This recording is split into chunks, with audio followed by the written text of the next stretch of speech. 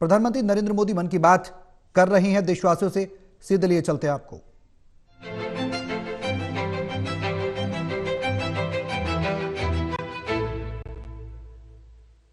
मेरे प्यारे देशवासियों, नमस्कार। मन की बात में आप सबका स्वागत है। अगर आप मुझसे पूछें कि मेरे जीवन के सबसे यादगार पल क्या रहे, तो कितने ही वाकये याद आते हैं। लेकिन इसमें भी एक पल ऐसा है जो बहुत खास है। वो पल था जब पिछले साल 15 नवंबर को मैं भगवान बिरसा मुंडा की जन्म जयंती पर उनकी जन्मस्थली झारखंड के उलिहातू गांव गया था। इस यात्रा का मुझ पर बहुत बड़ा प्रभाव पड़ा। मैं देश का पहला प्रधानमंत्री हूं जिसे इस पवित्र भूमि की मिट्टी को अपने मस्तक से लगाने का सौभाग्य मिला। उस क्षण मुझे न सिर्फ स्वतंत्रता संग्राम की शक्ति महसूस हुई, बल्कि इस धरती की शक्ति से जुड़ने का भी अवसर मिला। मुझे एहसास हुआ कि कैसे एक संकल्प को पूरा करने का साहस देश के करोड़ों लोगों का भाग्य बदल सकता है। साथियों, भारत में हर युग में कुछ चुनौतियां आई और हर युग में ऐसे असाधारण भारतवासी जन्मे जिन्होंने इन चुनौतियों का सामना किया। आज की मन की बात में मैं साहस और दूरदृष्टि रखने वाले ऐसे ही दो महानायकों की चर्चा करूंगा। इनकी 150वीं जन्म जयंती को देश ने मनाने का निश्चय किया है। 31 अक्टूबर से सरदार पटेल का 150वीं जन्म जयंती का वर्ष शुरू होगा।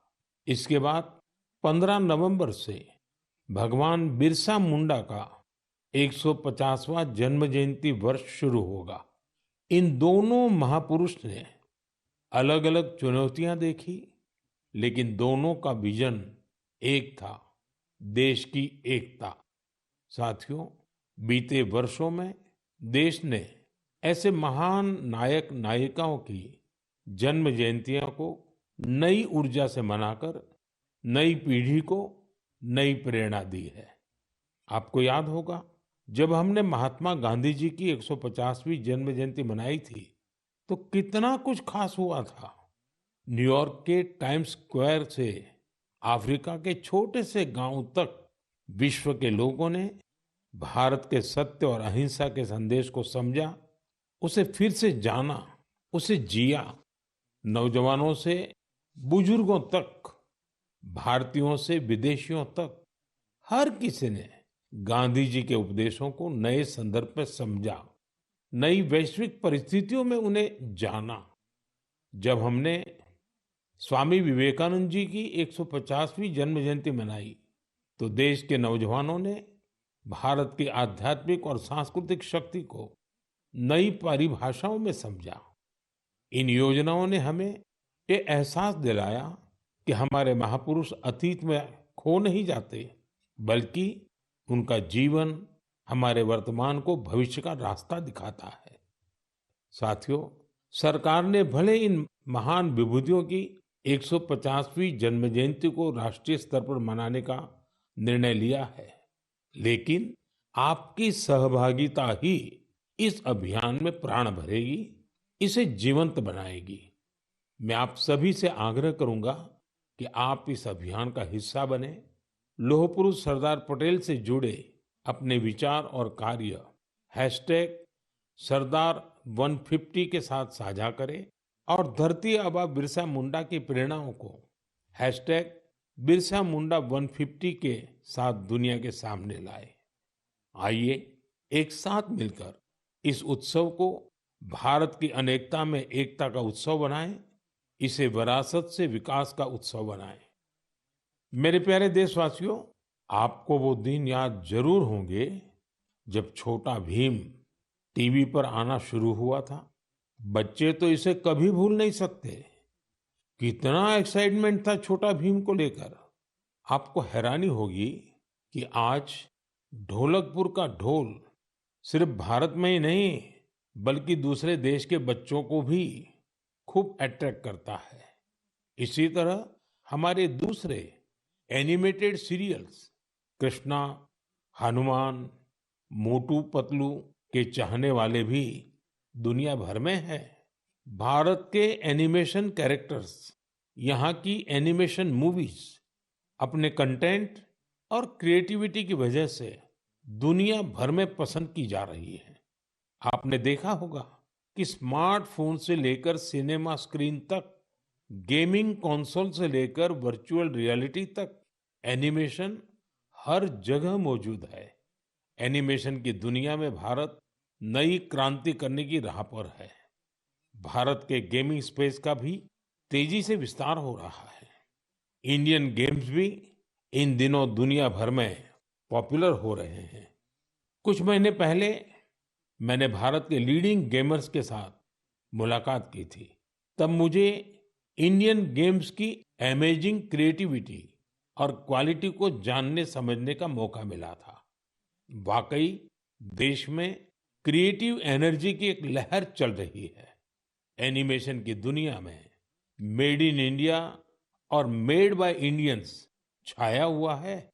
आपको ये जानकर खुशी होगी कि आज भारत के टैलेंट विदेशी प्रोडक्शन का भी अहम हिस्सा बन रहे हैं। अभी वाली स्पाइडरमैन हो या ट्रांसफॉर्मर्स, इन दोनों मूवीज में हरिनारायण राजीव के कंट्रीब्यूशन को लोगों ने खूब सराहा है। भारत के एनिमेशन स्टूडियो डिज्नी और वार्नर ब्रदर्स जैसी दुनिया के जाने माने प्रोडक्शन कंपनीज के साथ काम कर रहे हैं। साथियों, आज हमारे युवा ओरिजिनल इंडियन कंटेंट, जिसमें हमारी संस्कृति की झलक होती है, वो तैयार कर रहे हैं। इन्हें दुनिया भर में देखा जा रहा है। एनिमेशन सेक्टर आज एक ऐसी इंडस्ट्री का रूप ले चुका है कि जो दूसरी इंडस्ट्रीज को ताकत दे रहा है। जैसे इन दिनों वीआर टूरिज्म बहुत फेमस हो रहा है। आप वर्चुअल टूर के माध्यम से अजंता की गुफाओं को देख सकते हैं, कोणार्क मंदिर के कॉरिडोर में टहल सकते हैं या फिर वाराणसी के घाटों का आनंद ले सकते हैं। ये सभी वीआर एनिमेशन भारत के क्रिएटर्स ने तैयार किए हैं।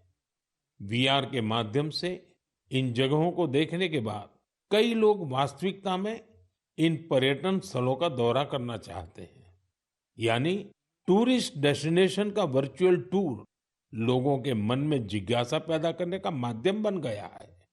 आज इस सेक्टर में एनिमेटर्स के साथ ही story tellers, writers, voice over experts, musicians, game developers, VR और एआर एक्सपर्ट्स, उनकी भी मांग लगातार बढ़ती जा रही है। इसलिए मैं भारत के युवाओं से कहूंगा, अपनी क्रिएटिविटी को विस्तार दे। क्या पता दुनिया का अगला सुपरहिट एनिमेशन आपके कंप्यूटर से निकले। अगला वायरल गेम आपका क्रिएशन हो सकता है।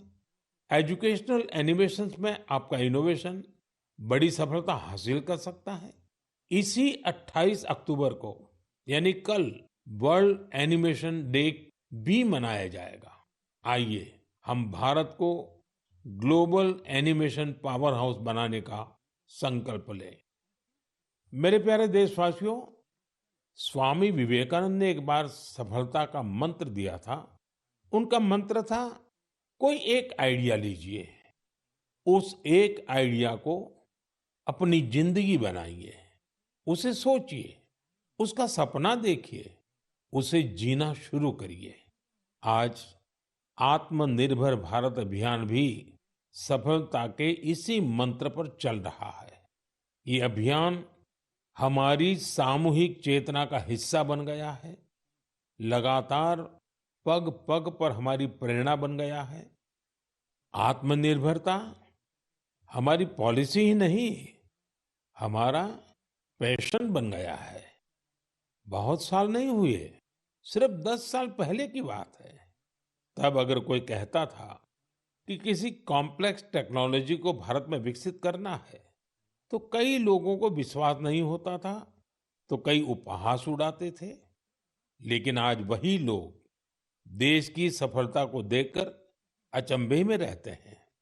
आत्मनिर्भर हो रहा भारत हर सेक्टर में कमाल कर रहा है। आप सोचिए, एक जमाने में मोबाइल फोन इंपोर्ट करने वाला भारत आज दुनिया का दूसरा सबसे बड़ा मैन्युफैक्चरर बन गया है।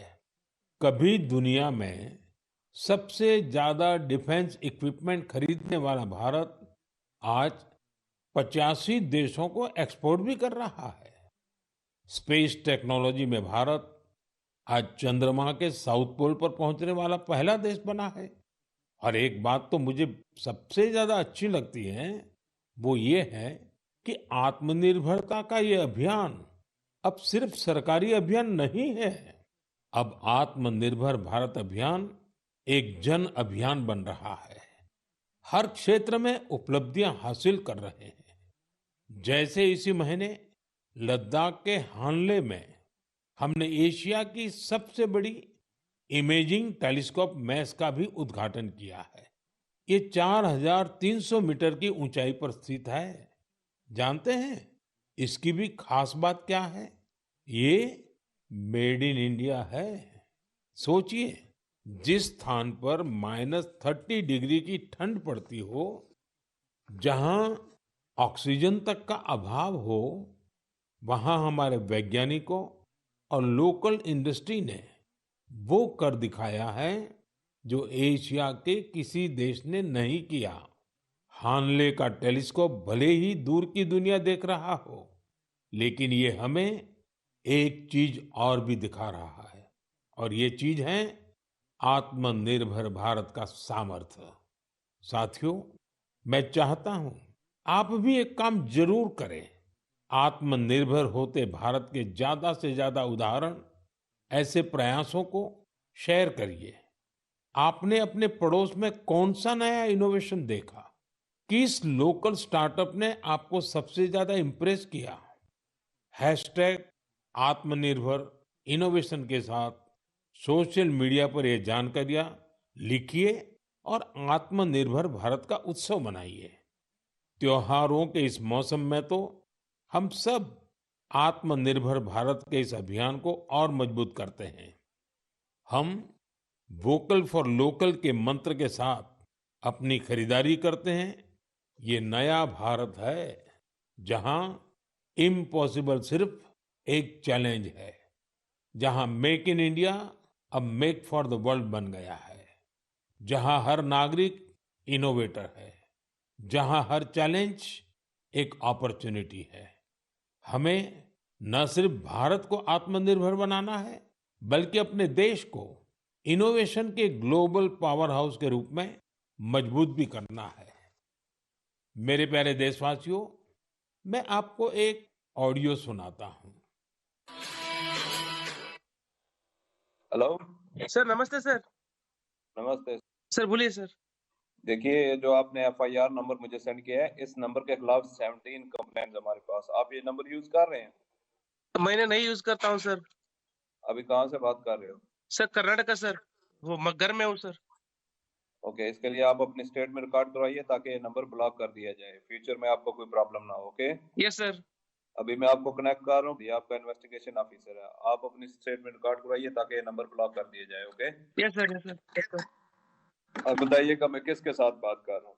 अपना आधार कार्ड मुझे शो कीजिएगा वेरीफाई करने के लिए, बताइएगा। सर मेरे पास अभी नहीं है sir Aadhaar card sir, please sir. Phone आपके फोन में है? नहीं सर। फोन में आधार कार्ड की पिक्चर नहीं है आपके पास? नहीं सर। नंबर याद है आपको? सर नहीं है सर, नंबर भी याद नहीं है सर। हमने सिर्फ वेरीफाई करना है। ओके, वेरीफाई करने के लिए नहीं सर। आप डरिए ना, डरिए ना। अगर आपने कुछ नहीं किया तो आप डरिए ना। हाँ सर, हाँ सर। अगर आपके पास आधार कार्ड है तो मुझे दिखा दीजिए वेरीफाई करने के नहीं लिए। सर, नहीं सर, मैं गांव को आया था सर, घर में है सर। Okay, coming. जय हिंद। इस व्यक्ति के वन साइड वीडियो का रिकॉर्ड करो as per the protocol. Okay, ये ऑडियो सिर्फ जानकारी के लिए नहीं, ये कोई मनोरंजन वाला ऑडियो नहीं है। एक गहरी चिंता को लेकर के ऑडियो आया है। आपने अभी जो बातचीत सुनी, वो डिजिटल अरेस्ट के फरेब की है। ये बातचीत एक पीड़ित और फ्रॉड करने वाले के बीच हुई है। डिजिटल अरेस्ट के फ्रॉड में फोन करने वाले कभी पुलिस, कभी सीबीआई, कभी नारकोटिक्स, कभी आरबीआई, ऐसे भांति भांति के लेबल लगाकर बनावटी अधिकारी बनकर बात करते हैं और बड़े कॉन्फिडेंस के साथ करते हैं। मुझे मन की बात के बहुत से श्रोताओं ने कहा कि इसकी चर्चा जरूर करनी चाहिए। आइए मैं आपको बताता हूं ये फ्रॉड करने वाली गैंग काम कैसे करती है, ये खतरनाक खेल क्या है। आपको भी समझना बहुत जरूरी है, औरों को भी समझाना उतना ही आवश्यक है। पहला दाव, आपकी व्यक्तिगत जानकारी, वो सब जुटा करके रखते हैं। आप पिछले महीने गोवा गए थे, है ना? आपकी बेटी दिल्ली में पढ़ती है ना? वे आपके बारे में इतनी जानकारी जुटा कर रखते हैं कि आप दंग रह जाएंगे। दूसरा दाव, भय का माहौल पैदा करो। वर्दी, सरकारी दफ्तर का सेटअप, कानूनी धाराएं, वो आपको इतना डरा देंगे फोन पर बातों बातों में, आप सोच भी नहीं पाएंगे। और फिर उनका तीसरा दाव शुरू होता है। तीसरा दाव, समय का दबाव। अभी फैसला करना होगा, वरना आपको गिरफ्तार करना पड़ेगा। ये लोग पीड़ित पर इतना मनोवैज्ञानिक दबाव बना देते हैं कि वो सहम जाता है। डिजिटल अरेस्ट के शिकार होने वालों में हर वर्ग, हर उम्र के लोग हैं। लोगों ने डर की वजह से अपनी मेहनत से कमाए हुए लाखों रुपए गंवा दिए हैं। कभी भी आपको इस तरह का कोई कॉल आए तो आपको डरना नहीं है। आपको पता होना चाहिए, कोई भी जांच एजेंसी फोन कॉल या वीडियो कॉल पर इस तरह पूछताछ कभी भी नहीं करती। मैं आपको डिजिटल सुरक्षा के 3 चरण बताता हूं। ये 3 चरण है: रुको, सोचो, एक्शन लो।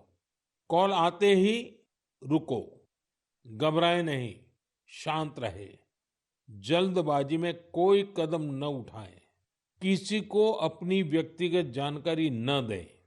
संभव हो तो स्क्रीनशॉट लें और रिकॉर्डिंग जरूर करें। इसके बाद आता है दूसरा चरण। पहला चरण था रुको, दूसरा चरण है सोचो। कोई भी सरकारी एजेंसी फोन पर ऐसे धमकी नहीं देती, न ही वीडियो कॉल पर पूछताछ करती है, न ही ऐसे पैसा की मांग करती है।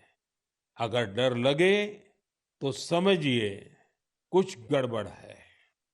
और पहला चरण, दूसरा चरण और अब मैं कहता हूं तीसरा चरण। पहले चरण में मैंने कहा रुको, दूसरे चरण में मैंने कहा सोचो, और तीसरा चरण कहता हूं एक्शन लो। राष्ट्रीय साइबर हेल्पलाइन 1930 डायल करें। cybercrime.gov.in पर रिपोर्ट करें। परिवार और पुलिस को सूचित करें।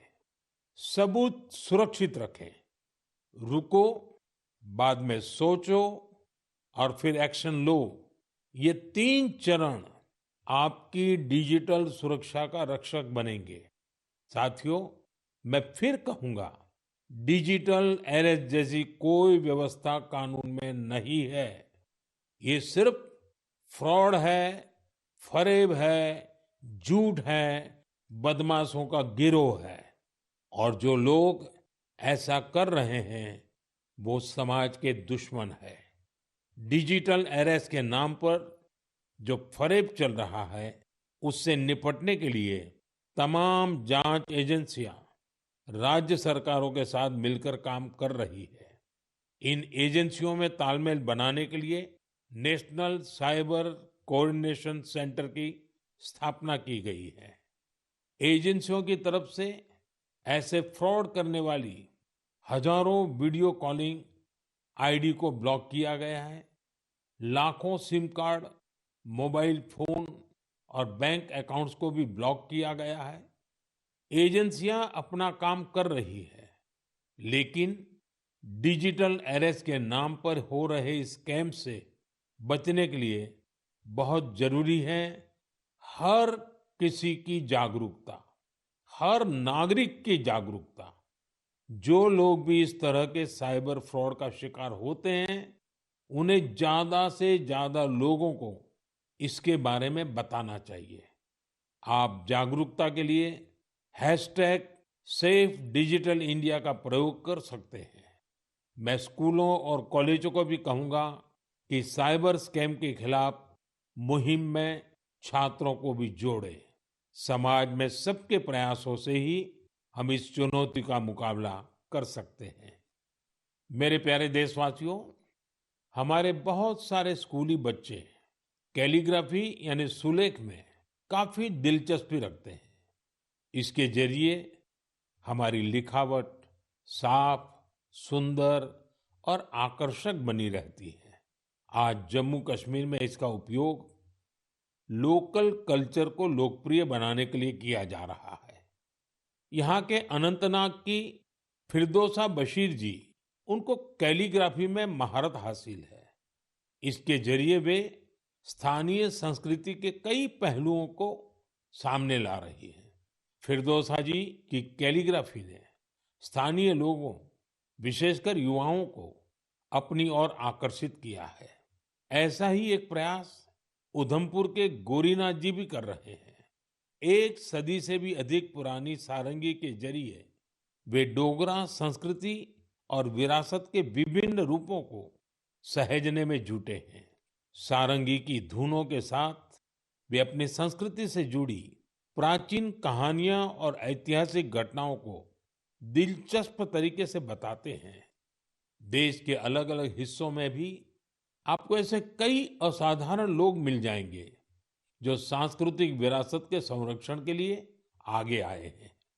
डी वैकुंठम करीब 50 साल से चेरियाल फोक आर्ट को लोकप्रिय बनाने में जुटे हैं। तेलंगाना से जुड़ी इस कला को आगे बढ़ाने का उनका यह प्रयास अद्भुत है। चेरियाल पेंटिंग्स को तैयार करने की प्रक्रिया बहुत ही यूनिक है। यह एक स्क्रोल के स्वरूप में कहानियों को सामने लाती है। इसमें हमारी हिस्ट्री और माइथोलॉजी की पूरी झलक मिलती है। छत्तीसगढ़ में नारायणपुर के बुटलू राम माथरा जी अबुझ माड़िया जनजाति की लोक कला को संरक्षित करने में जुटे हुए हैं। पिछले 4 दशकों से वे अपने इस मिशन में लगे हुए हैं। उनकी ये कला बेटी बचाओ, बेटी पढ़ाओ और स्वच्छ भारत जैसे अभियान से लोगों को जोड़ने में भी बहुत कारगर रही है। साथियों, अभी हम बात कर रहे थे कैसे कश्मीर की वादियों से लेकर छत्तीसगढ़ के जंगलों तक हमारी कला और संस्कृति नए नए रंग बिखेर रही है। लेकिन यह बात यहीं खत्म नहीं होती। हमारी इन कलाओं की खुशबू दूर दूर तक फैल रही है। दुनिया के अलग अलग देशों में लोग भारतीय कला और संस्कृति से मंत्र मुग्ध हो रहे हैं। जब मैं आपको उधमपुर में गूंजती सारंगी की बात बता रहा था, तब मुझे याद आया कि कैसे हजारों मील दूर रूस के शहर याकुत्स्क में भी भारतीय कला की मधुर धुन गूंज रही है। कल्पना कीजिए, सर्दी का एक आध दिन, -65 डिग्री तापमान, चारों तरफ बर्फ की सफेद चादर और वहां एक थिएटर में दर्शक मंत्र मुग्ध होकर देख रहे हैं कालिदास की अभिज्ञान शाकुंतलम। क्या आप सोच सकते हैं, दुनिया के सबसे ठंडे शहर याकुत्स्क में भारतीय साहित्य की गर्मजोशी? ये कल्पना नहीं, सच है। हम सबको गर्व और आनंद से भर देने वाला सच। साथियों, कुछ हफ्ते पहले मैं लाओस भी गया था। वो नवरात्रि का समय था और वहां मैंने कुछ अद्भुत देखा। स्थानीय कलाकार फलक फलम प्रस्तुत कर रहे थे। लाओस की रामायण। उनकी आंखों में वही भक्ति, उनके स्वर में वही समर्पण जो रामायण के प्रति हमारे मन में है। इसी तरह कुवैत में श्री अब्दुल्ला अल बारून ने रामायण और महाभारत का अरबी में अनुवाद किया है। ये कार्य मात्र अनुवाद नहीं, बल्कि दो महान संस्कृतियों के बीच एक सेतु है। उनका यह प्रयास अरब जगत में भारतीय साहित्य की नई समझ विकसित कर रहा है। पेरू से एक और प्रेरक उदाहरण है एर्लिंदा गार्सिया। वहां के युवाओं को भारतनाट्यम सिखा रही है और मारिया वाल्देस ओडिसी नृत्य का प्रशिक्षण दे रही है। इन कलाओं से प्रभावित होकर दक्षिण अमेरिका के कई देशों में भारतीय शास्त्रीय नृत्य की धूम मची हुई है। साथियों, विदेशी धरती पर भारत के ये उदाहरण दर्शाते हैं कि भारतीय संस्कृति की शक्ति कितनी अद्भुत है। ये लगातार विश्व को अपनी ओर आकर्षित कर रही है। जहां जहां कला है, वहां वहां भारत है। जहां जहां संस्कृति है, वहां वहां भारत है। आज दुनिया भर के लोग भारत को जानना चाहते हैं, भारत के लोगों को जानना चाहते हैं। इसलिए आप सभी से एक अनुरोध भी है, अपने आसपास ऐसी सांस्कृतिक पहल को कल्चरल ब्रिजेस के साथ साझा कीजिए। मन की बात में हम ऐसे उदाहरण पर आगे भी चर्चा करेंगे। मेरे प्यारे देशवासियों, देश के बड़े हिस्से में ठंड का मौसम शुरू हो गया है, लेकिन फिटनेस का पैशन, फिट इंडिया की स्पिरिट, इसे किसी भी मौसम से फर्क नहीं पड़ता। जिसे फिट रहने की आदत होती है, वो सर्दी, गर्मी, बरसात कुछ भी नहीं देखता। मुझे खुशी है कि भारत में अब लोग फिटनेस को लेकर बहुत ज्यादा जागरूक हो रहे हैं। आप भी देख रहे होंगे कि आपके आसपास के पार्कों में लोगों की संख्या बढ़ रही है। पार्क में टहलते बुजुर्गों, नौजवानों और योग करते परिवारों को देखकर मुझे अच्छा लगता है। मुझे याद है, जब मैं योग दिवस पर श्रीनगर में था, बारिश के बावजूद भी कितने ही लोग योग के लिए जुटे थे। अभी कुछ दिन पहले श्रीनगर में जो मैराथन हुई, उसमें भी मुझे फिट रहने का यही उत्साह दिखाई दिया। फिट इंडिया की ये भावना अब एक मास मूवमेंट बन रही है। साथियों, मुझे ये देखकर भी अच्छा लगता है कि हमारे स्कूल्स बच्चों की फिटनेस पर अब और ज्यादा ध्यान दे रहे हैं।